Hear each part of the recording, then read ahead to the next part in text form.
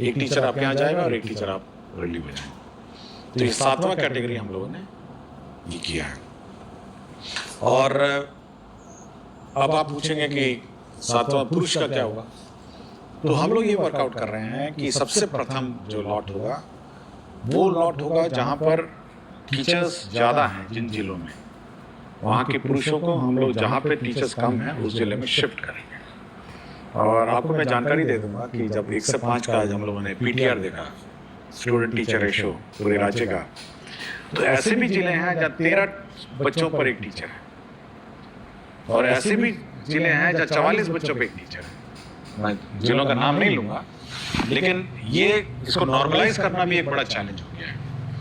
तो हम लोग कोशिश में हैं कि जहाँ पर टीचर्स ज़्यादा हैं और जहाँ पर टीचर्स कम हैं, यदि पुरुषों ने वहाँ के लिए ऑप्ट किया है तो वहाँ पे हम लोग उनकी स्वेच्छा अनुसार वहाँ पे हम लोग ट्रांसफर कर देंगे। तो ये पुरुषों का एक्सरसाइज भी हम लोग कर रहे हैं।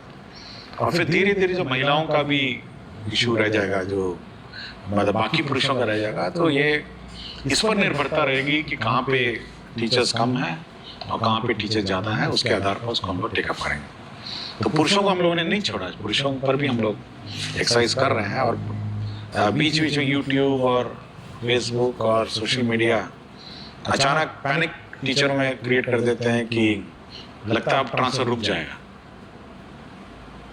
देखिए, हम लोग कंटिन्यूसली इस पर काम करते रहते हैं, और मेरी टीम है, मेरे ऑफिसर्स हैं, कंटिन्यूसली सबको काम दिया है। कुछ को पुरुषों का दिया है, कुछ को महिलाओं का दिया है, कुछ को 1 से 6 का जो इश्यूज हैं उसको सेटल करने का दिया है। तो ये पैनिक कभी नहीं होना चाहिए। और हम लोग का ऑफिशियल चैनल है, सरकारी चैनल है, हम लोग शिक्षा की बात करते हैं। और जब भी हम लोग प्रेस रिलीज करते हैं, एक ऑफिशियल प्रेस रिलीज, इसको इंटरप्रेट करने की कोशिश मत करिए। होता है कि अचानक आप इंटरप्रेट किसको करते हैं।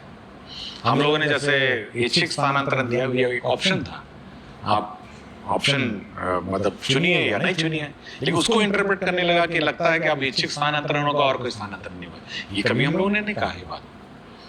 तो हमेशा देखिए, जब हम लोग प्रेस रिलीजेस देते हैं, आप थोड़ा इंतजार करिए आप, और इंटरप्रेट करने की कोशिश मत करिए।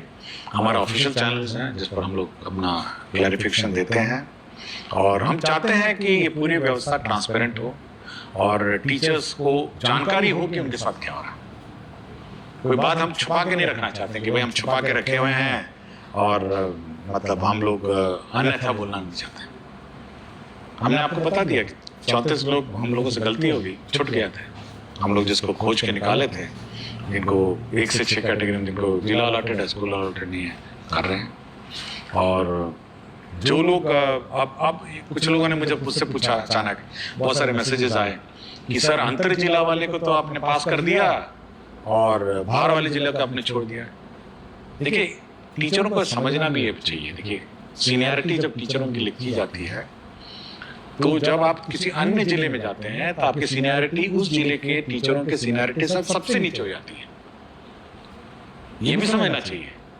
और प्राथमिकता हमेशा उस जिले के अंदर इंसाइडर टीचर की है, और आपकी प्राथमिकता उसके बाद आती है, क्योंकि आप उस जिले के अंदर जा रहे हैं। तो अचानक ये भी पैनिक हो गया कि देखिए, उसको तो कर दिए, हमको छोड़ दिए, हमको टेकअप किए तो उसको छोड़ दिए। तो हम लोग एक फॉर्मूला से चलते हैं और एक सिस्टम से चलते हैं। हम लोग कोई मतलब रैंडम नहीं करते हैं, और निर्णय भी रैंडम नहीं होते। उसकी पॉलिसी होती है कि देखिए, हम लोगों ने विद इन डिस्ट्रिक्ट है इनको ऐसे ट्रीट किया, आउटसाइड डिस्ट्रिक्ट है क्योंकि उनकी प्राथमिकता नीचे है, सबसे नीचे है, हम लोगों ने ऐसे ट्रीट किया।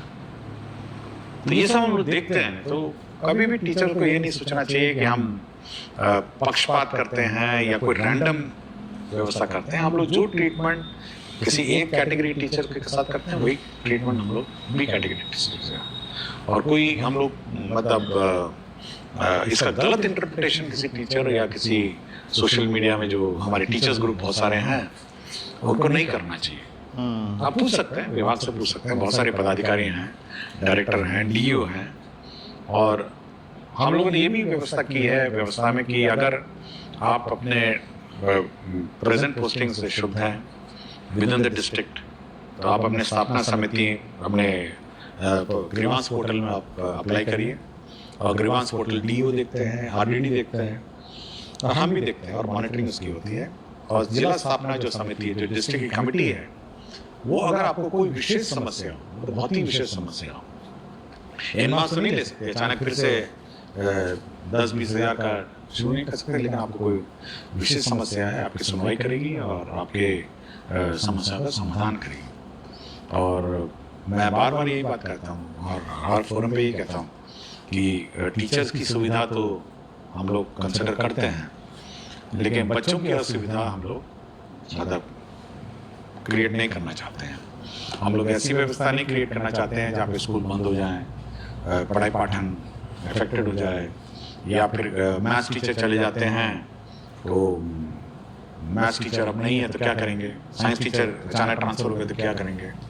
तो वैसी व्यवस्था हम लोग नहीं चाहते। हम लोग चाहते हैं कि बच्चों की पढ़ाई जो है, शिक्षा विभाग की प्रायोरिटी बहुत ही क्लियर होना चाहिए, शिक्षकों को भी, अभिभावकों को भी, कि शिक्षा विभाग की सबसे प्रथम प्रायोरिटी शिक्षा व्यवस्था में सुधार और शिक्षा व्यवस्था को सुदृढ़ करने का। ये बिल्कुल टीचर लोग भी अपने दिमाग में बैठा लें और हम भी अपने दिमाग में बैठा चुके हैं। उसके बाद आता है हमारे टीचर्स का कंट्रोल।